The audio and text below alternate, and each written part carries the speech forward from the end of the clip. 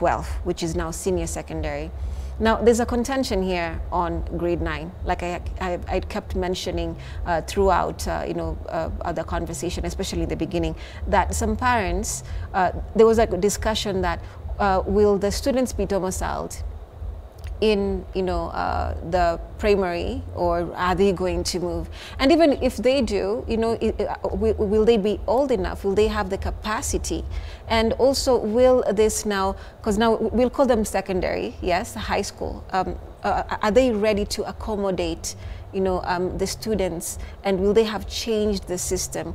And these new classrooms that we've been told about, will they be ready? And then there's the issue of textbooks, which we understand is supposed to, be coming by next year, January, on the 31st. So between that time, when the students will already have moved, right, what will they be reading? What, knowledge will they be consuming, and from what books? So if you could just give us a perspective on that and help parents at home gain a better understanding on this. Thank you very much, Remy. And I would like to make it clear to all the parents that, as I mentioned earlier, CBC is the best gift that this country has gotten from the current government. And I do appreciate what our chairman, Parents Association, and what our teacher have both mentioned about the attitude. So the first thing is, every one of us must develop the positive attitude towards this system of education. And when we talk of CBC, CBC starts right from home, and that's why when you talk of a playgroup, and although not in the curriculum, that is the initial starting where a child actually starts to do things and learn some competencies. Then we have the ECD years, PP1 and PP2, and now those ones are well recognized by the KICD. When we come to primary school, we have got 6 years, and for the 6 years, we find that when the learners begin grade 1, grade 2, they are just in the discovery. They are trying to discover what is this that I am being told to know. As they come to grade 3, that is now where we do the first assessment, the national assessment, which is, as it has been mentioned, it is just to see how have they gotten to understand what is there. And this is good for the parents to understand that even though that assessment is in grade 3, it is not just done in a day. It is a process, and that's why we say that we have got 2 types of assessments in CBC. The first one is what we used to call continuous assessments, but now we call it what? We call it the formative. But now this one, which is done nationally and time supervised by the NEC, is what we now call the summative, sorry. Then, after they have done that, in CBC, transition is automatic.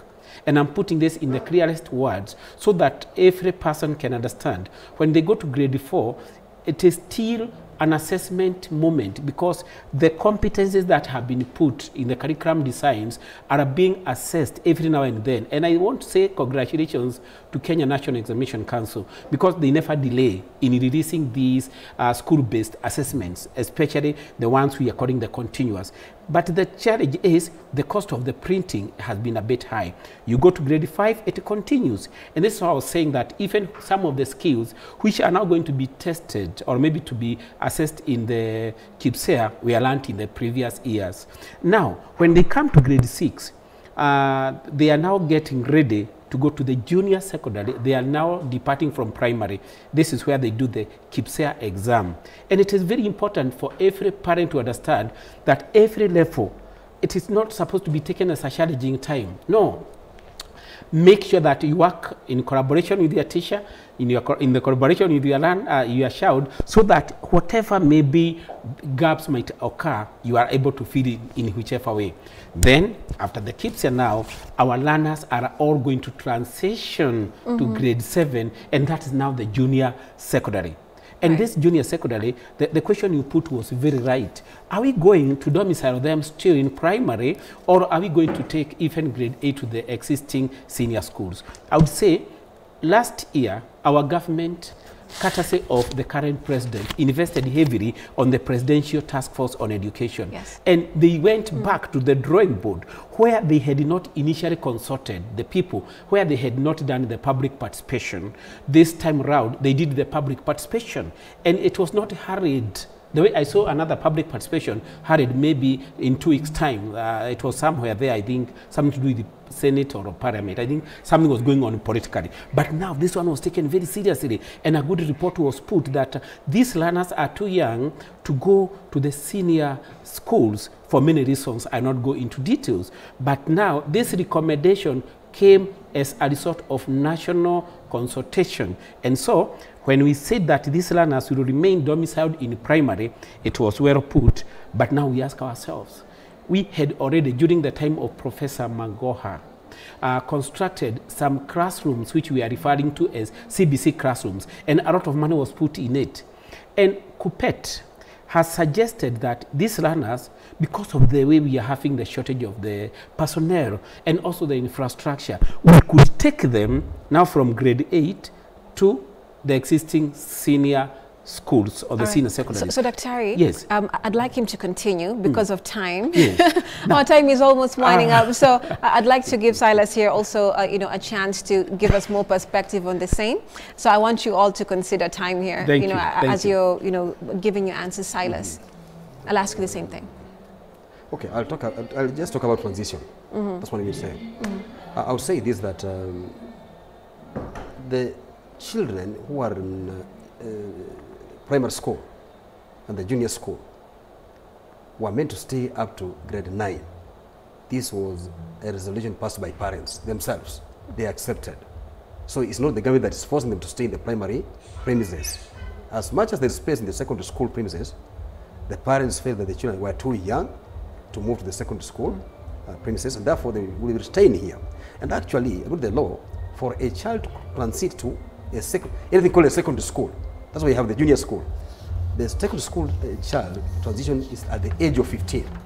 So you find that most of the children that are in CBC now, even those that are going to grade 8, I have one there. She's now 13. So she's going to be 14. And by the time she's going to 14, when she's in grade 9, then when she goes to Form 1, she'll be 15 now, which the law allows. So that's why we still have these children in primary. Despite the fact that we have got facilities in the secondary schools, they cannot move there because it was the parents' decision. So the government cannot break. Another, you had mentioned this earlier, Yes. Silas, but there was a Yes. conversation Yes. on also with some parents that facilities, yes. Yes. But if, for example, if you're taking your child to a particular high school, Yes. now it's of course grade 10, 11, 12, Yes. right, senior. So the understanding here is that this particular secondary school is a big on a particular, sport, for example, or pathway. So let's say it's rugby or something, Yes. and you're taking a child to Lenana. Will it be ready for that child, or for this cohort of, young people to benefit? Okay, I'll say this in brief. The government is preparing, as we are saying. As the children are preparing to go to transit to grade 9, the government is also preparing to transit the children to grade 9. You even asked the question of the books. I'll say this. The other day you saw the CS, education, in putting books before the public and saying, by the time the schools are opening, the books would have been delivered in schools already. They were there you saw it on TV the other day. He was put that clear. He also said clearly that the classrooms for grade 9 have been constructed, and by the time the schools are opening in January, every school that requires to have a grade 9 class will be having it. And I've also gone around schools and I've seen that the work is going on. So within the next 2 months, the classrooms will have dried, they'll be ready. So he said Yes. A recruitment of 20,000 teachers and the building of 7,000 new classrooms. Yes. To realize this transition from grade 8 to 9. Yeah, he was very specific on that one. He said that the government is going to add another 20,000 teachers to what they have been. You saw we had what the recruitment exercise was going on. There are teachers that have already been prepared, interviewed for recruitment before end of December. They're ready to join now the schools. Then in January, an additional 20,000 teachers will also be brought on board to make sure that the schools have enough teachers now to handle the grade 9 children all the way from grade 1 to grade 9. So All the right. government is much prepared. All right. I'll say that. All right, Rachel, Let's take a look at this perspective. Now, from the traditional education model, CBC offers learners the freedom to choose their learning pathway, like I've been mentioning, based on their strengths and interests. Kipsang, that is now PS Education, explained that every school will offer at least 2 pathways, with STEM being a compulsory, option, right? So I had mentioned earlier in our conversation that this is a competency-based curriculum, and now the education system is working on empowering young people with now being creative in different facets. And we're in a time in our society where social media is very big. So you find people on TikTok or young people doing different things, either cooking, dancing, and the like. So as teachers, how have you made, yes, it's a curriculum, but now you're looking at society, and part of the aim of this education system is to make this, system as current and as practical to what is happening in society as we speak. So what is your perspective? Are we there, May I first request the parents, wherever you are, kindly allow your child do what they feel that it is good for them. We have realized there are still parents who feel we are in the 844 system. They want their children to perform academically. But according to the CBC currently, we are nurturing individual talent. Let me just give an example. I have 2 learners who are currently in secondary school. A girl in Butele, there is another boy who is at St. Anthony's in Western Kenya. Those 2 learners, they have gone through me because I trained them first in gymnastics, and then later on they advanced. And I felt that these children can be able to join soccer. They are in those schools courtesy of the soccer, fully sponsored from Form 1 to Form 4. Therefore, I'm encouraging parents wherever you are. If your child is good in singing, if your child is good in dancing, if your child is good in soccer, if your child is good in whichever path, kindly allow them do what they can achieve in future, because there are no core jobs currently. I'm so happy, especially now when agriculture has been brought to the curriculum, especially here in Nairobi. So many learners, they are really eager even to get the djembe and be able to dig. Let me just maybe give an example. We participated in the presidential award, that is the 2nd term. And the school where I was, you can imagine countrywide, out of 196 schools, we became number 13. So the children are very excited. They just want to venture into even farming. You get back to their homes, you will find that they have what we call kitchen gardens. The parents are enjoying green vegetables. Therefore, to me, CBC is the best. The only challenge we have is the large number of the learners we have in our classes. You can imagine their classes with more than 100 pupils. Therefore, I request the government to enable us to have more classrooms, to enable us be able to reach to every individual, because that is all what we call CBC. We would like to reach them. All right. Then come to the NEC. I really congratulate the NEC, because the assessments that were going on, they were able to send officers in various schools countrywide to monitor on how teachers are marking those assessments. I really congratulate the Kenya National Examination Council. Okay. Yes. Right. So, Rachel, having said that, let's take a look at now the the core aspect, which is the practical part, like what she's mentioned, that more parents should allow their children to, you know, basically discover what their talents are. As again, this curriculum, that is what it bases its whole, you know, aspect on. So some students are very strong in practicals, but they are not now as good in, you know, yes, theoretical aspect. Now they're written academics and the like, which is not new. It's been, we've had that even in the 844 system. But now that there's encouragement to show your talent, you can do this and that. Now you find more students, you know, elevating or doing well in certain practicals. But the issue here is, how are teachers trained to be able to, you know, now handle that? Because like she says, teachers are also overwhelmed, and you have a lot of students who are enrolled and in these classes, and some of these teachers may not even have the skill for a particular subject or practical for that matter, but because, you know, they want to teach and they want to do what they do, so you find someone who had a different training offering a skill where they're not as, you know, powerful in or knowledgeable in. So when you come to this particular perspective, you know, as someone in education, what do you think can be done? Thank you very much. I first of all want to thank the teacher for something that he's mentioned. Many parents have been saying that I need my child to be like so and so. I need my child to be a doctor. Oh, and also add on the national school perspective. It's so important because you see the whole, the other aspect is scrapping off the national school mentality and making this senior secondary to be institutions where any child can feel accommodated and not feel, oh, I didn't go to Alliance or Lanana, but I'm good.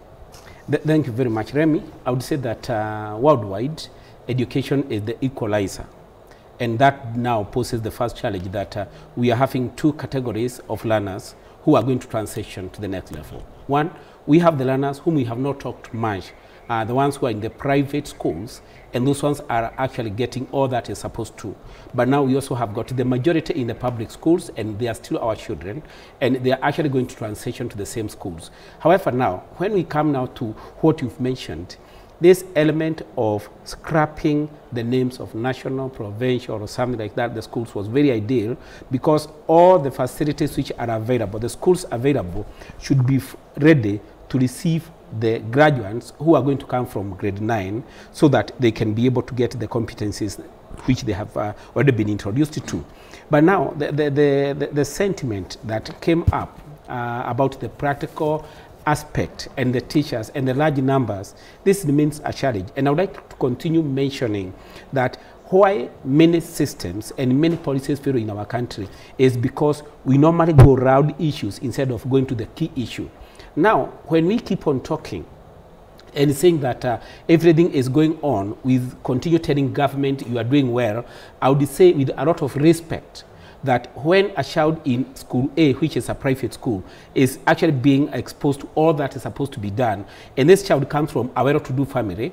Now, the other one in public school, who is not from a very well-to-do family and is not getting the advantage of that exposure, even if they went to whichever level, whichever school after grade 9, you'll find that the one who was given the right foundation will always be ahead of the other one, meaning even if it was the practical aspect which was granted, the other one was denied. And I'm saying that our government should invest in all the infrastructures and without any segregation, because all these children are ours. And I would like to say this, we thank the Minister of Education for encouraging the private schools to continue offering the services. But now the question is, even the way our national share of the parents said, that if we have got laboratories in our schools, the parents from the kids from the public can come and use them. At times it's not practically possible because our labs might not be large. You have heard of a class with 120 learners. Is that a general meeting or a classroom? It is so big, and if you are going to teach competencies, it might not work. So what I'm going to put, maybe as I pass over the microphone. Actually, as we wind up, sir. Okay, let him continue. Yeah, right. So he mentioned something very important, and it's something I've also seen parents are talking about, the virtual labs. You know, some parents believe that cannot work for them. So it's again, it's a bone of contention. So you can also have that in your answer briefly as we wind up. Okay, I will say this, that on the question of pathways. You know, the government has put it clear that the question of national schools may not arise when it comes to the junior secondary school. There will just be secondary schools, or there will just be senior schools. Actually, the name is just senior schools. So whether it's a school in Kiambu, there's a school in Machakos that has been called Machakos National School, or Alliance High School, that Alliance High School will not be there, so that the schools will be equal. So the students will see when they are in a school in Kakamega and those that are in the school in Kwale, they are all learning. So the issue will be here now, the pathways.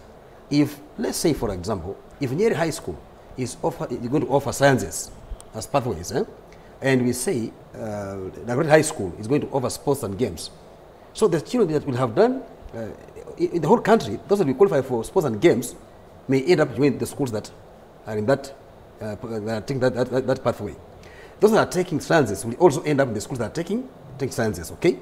And there'll still be that opening that somebody can come from Kakamega and come to a school in Thika. For example, to Mangu High School, now that's a senior school. You can come there because of mathematics and science that you are taking.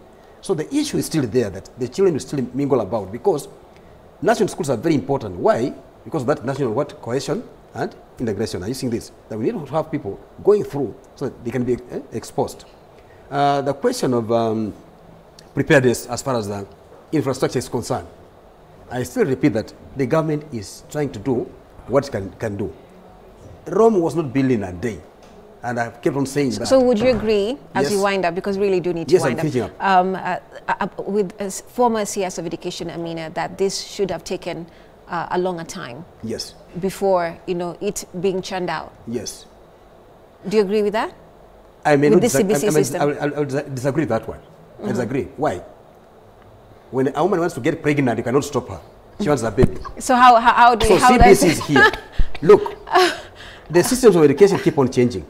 So when time comes, the systems of education keep on changing. Right. We were in the CP system, we came to the KCP system, now we are in the CBC system. And again tomorrow there will be another system when that time comes for change. So we not have So when did the education sector get ready, like know that this is time to give birth to this new CBC? When? This was 2017, so it was not enrolled in 2017, yes. But from 2017 this journey began. Yes. The child is growing. The child can be born today and tomorrow is jumping the ropes. He must grow step by step, gradually. So, okay, CBC, let me just finish. CBC is growing gradually, and the government is trying to do what it can do to perfect it. All right. Rachel, your final comments very, very quickly. Mine is to thank the Teacher Service Commission for finding its worth to have the interns have the permanent jobs. In fact, we won't be relieved a bit. So we are very happy as teachers.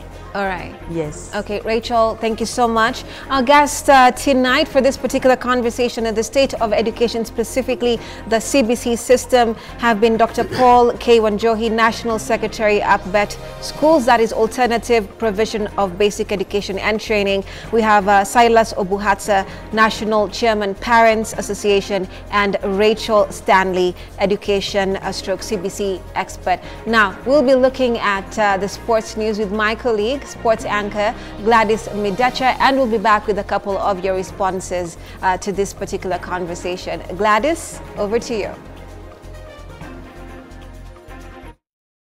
For sports news, powered by Mozart Bet.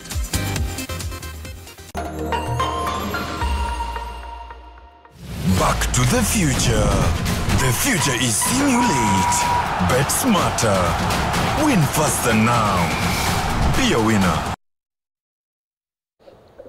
Well, a very good evening. It's time to get sporty. My name is Gladys Midecha, and we start off with some news from IOC, where Kenya is working with the International Olympic Committee and the United Nations High Commissioner for Refugees to support refugees to participate in various sports. President Ruto pointed out these efforts as harnessing the athletic talent and potential of refugees and the positioning of the camps as a hub for Olympic talent. He was speaking when he met the IOC President Thomas Bach and UNHCR Commissioner Filippo Grandi, who made a courtesy call to him at State House, Nairobi. For two things, mainly, Mr. President. That's, first of all, the great support you're giving to sport in your country, because without your support, this great success of Paris would not have been possible.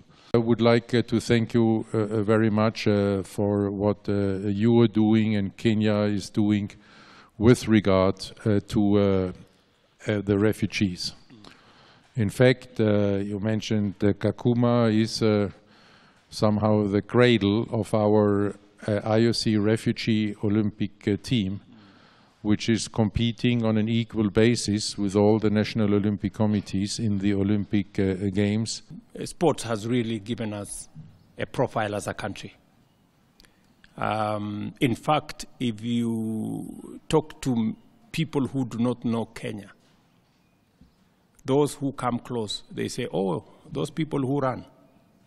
At least they know there is something that happens in this country. So we are very proud of our sportsmen and women. Whatever can be mobilized, every resource, every intervention is